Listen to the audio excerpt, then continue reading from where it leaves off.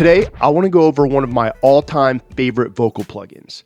The CLA Vocals plugin by Waves Audio is a versatile, simple, and great sounding addition to almost any vocal style. And it's only about 40 bucks.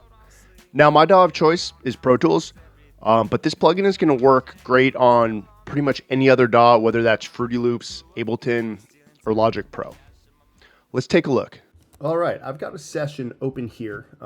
We're going to be working with this section of vocals. That's the hook. Here, I've pulled all of the plugins off and just popped on the CLA Vocals plugin, which actually was on this track to begin with.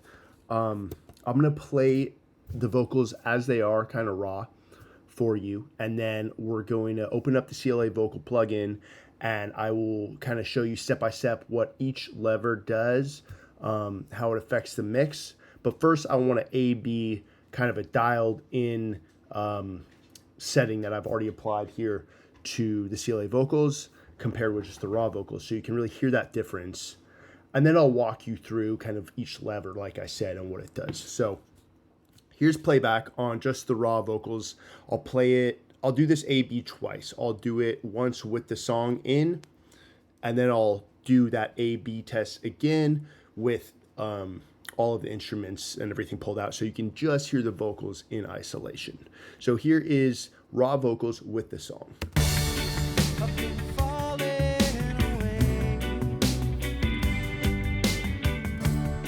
It's like I've seen too many days, and the sky is brighter now, but I still don't see my way out. All right, now I'm going to play that back. I'll just play maybe the first two segments. We don't need to hear the whole thing again. With the CLA in, with the mix that I've kind of dialed in already. I've been falling away.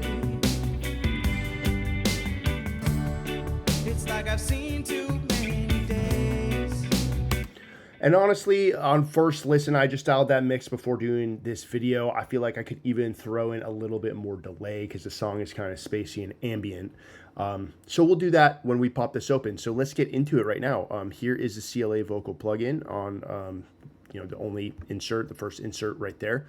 And here's what we're working with. It kind of looks like an amplifier, but basically we've got the input right here. That's, if you keep your signal flow in mind, how much is coming in to the plugin from the audio source, the vocal track. And then all the way on the other side, how much are we outputting? Now, something to note for this specific plugin is it does amplify the volume quite a bit just by default. So you are probably going to want to pull down either the input amount, the gain, or pull down your vocal track, or both. Just a heads up that it does come in pretty hot. So our first two levers here, as you can probably tell from their names, are EQ. So we have basically like super low end, kind of low mids, and then upper. So think of this as maybe around the like 3 to 5, 4 to 700. Lower is going to be, probably something like 150 to 300 or 400, and sub is going to be kind of everything below 150. With vocal, it might be a little different with vocals. Maybe I'm kind of underestimating here. I don't actually know offhand what the specific frequency ranges are. You can play around with it and you'll hear it. I pretty much never use sub for vocals, at least the style I mix. If you're doing, some guttural stuff, some hardcore or metal, maybe you will use that to get kind of some really bassy tones. I don't really usually ever use that. I usually stick with lower or upper. And then kind of the flip side over here on the reverb. So this is, super airy high, like 4K and above probably. Top is probably something like 2K to 5K if I had to guess, and bite would probably be somewhere around like 1.2, 1.5 to like 2 or 3. I usually do top or bite with this specific vocalist. When I use my own vocals, I'm not a great singer, but I often do reference vocals. I'll kind of do roof because I have a little bit of a bassier voice, kind of a little bit of a nasally voice at the same time. It's a weird combo. So I like to use roof, and then I cut out a lot of the lower end of my voice just to, maybe it's just the way we don't like to hear our own voices. All that said, I typically do top or bite for this singer, rarely roof. I'll do roof if I want to bring out, the airiness of a lower voice when it benefits the song. So let me, like I said earlier, I kind of got ahead of myself. Let me play just this first part back with the CLA off so you can hear that in solo, and then we'll hear it again. I'm going to bump the delay even a little bit here. We didn't get to that, but as you can see, that is obviously the delay. So here's the raw vocals, solo, no instruments, no CLA plugin. I've been falling away. Now add it in. I've been falling away. So it's a little more present. There's a little bit better of a stereo spread. We'll get to that. And then there's obviously the reverb and the delay here. So I'll quickly finish up these levers just so we know kind of everything we're working with. Here's the reverb. This is going to be a tight, room or plate, small room or plate verb.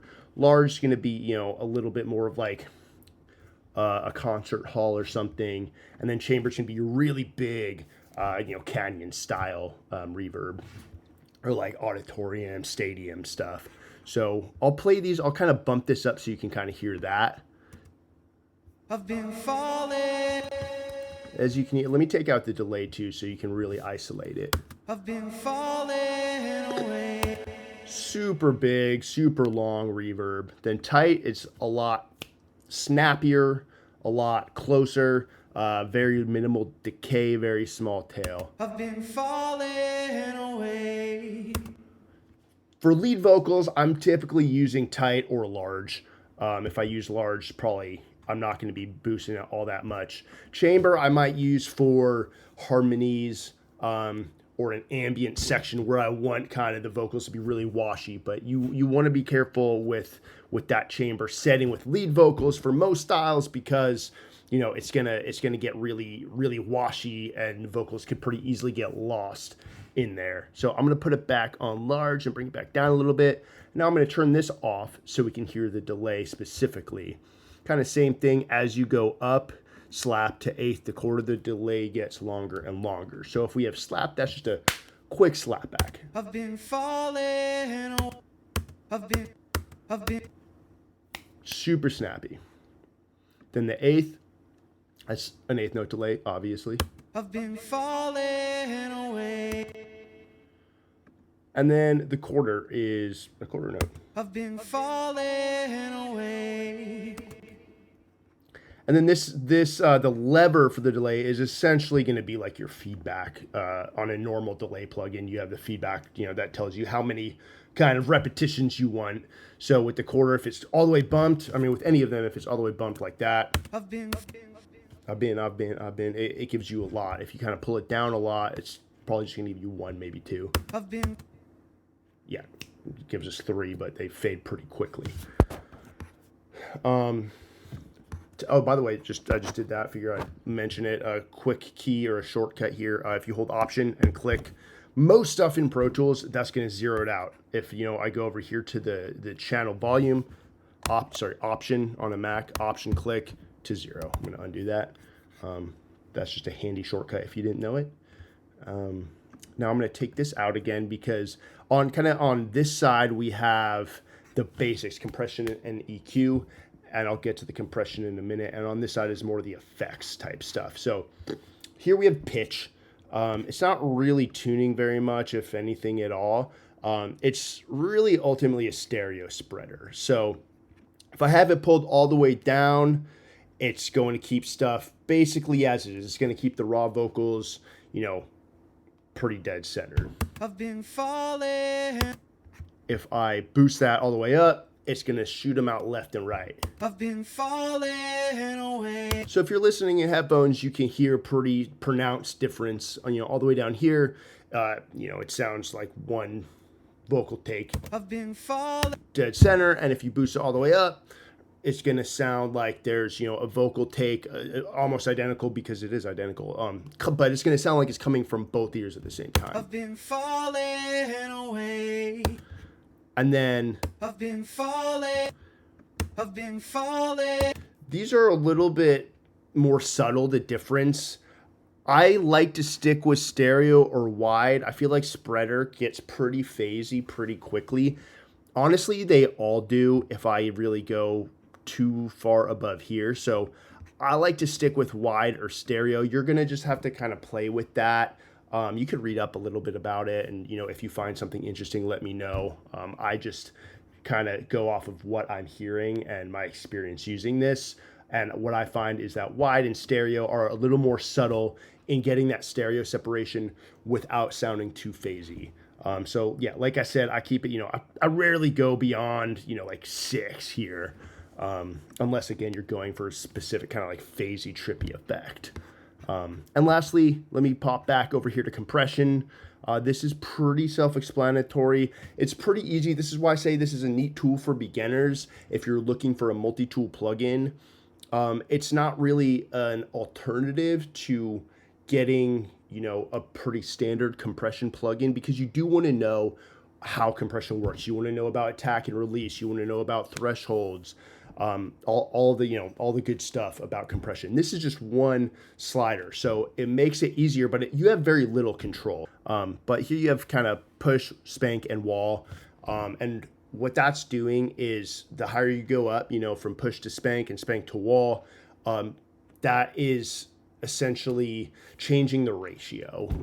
If you go, you know, push, you're, you know, maybe above the threshold, that whatever it's choosing as the threshold. I'm not entirely sure how this plugin chooses its threshold for the compressor, but when you're going above that threshold, spank is going to, you know, chop down whatever's above that threshold even more than push. And if your wall, it's almost acting as a limiter. Anything above the threshold that it's choosing, it's just kind of smacking that like it's, you know, running into a wall.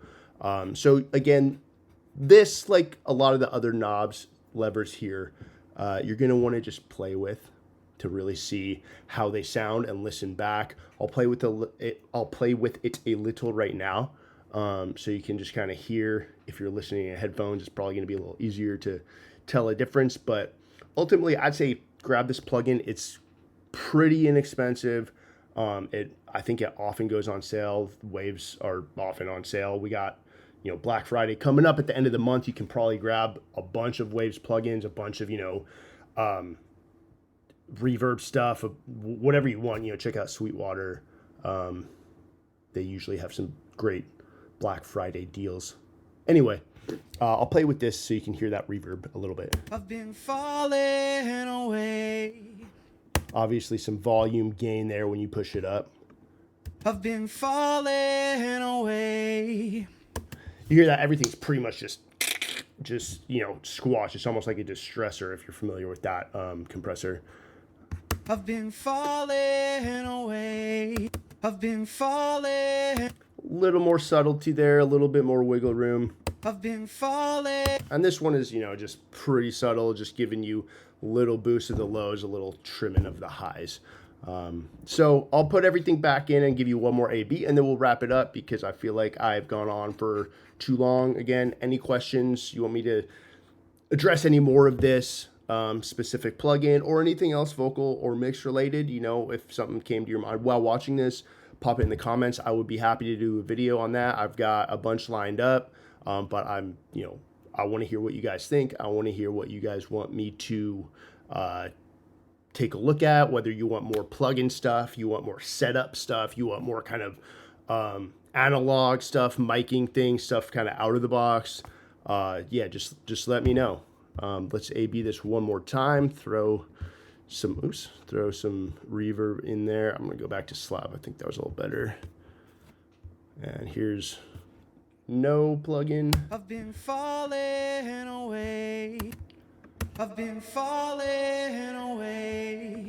That was a little excessive. Let me bring some of that down and maybe go back to the 8th. I've been falling away. I've been falling. You can hear a little bit of that phasiness creeping in. It won't be as pronounced with everything once I bring it back in, once I, unsolo this. I've been falling. I've been falling. Let's hear it in the mix. Raw. I've been falling away. I've been falling. Let me bring the vocals up a little bit. Let's hear that again. Raw. I've been falling away. I've been falling away. More present, sits in the mix better. Some cool effects that lend themselves to the vibey, delay, spacey nature of the track. Again, great plugin. Super inexpensive, super fun to play with. I'll leave you with that. See you next week. There you have it. Simple and effective. I popped a link down in the description for that plugin. As always, if you have any questions, let me know in the comments. And don't forget to subscribe for bi-weekly videos on how to make your mixes sound pro.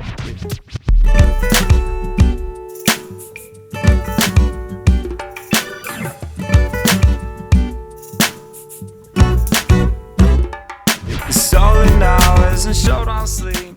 Days I'm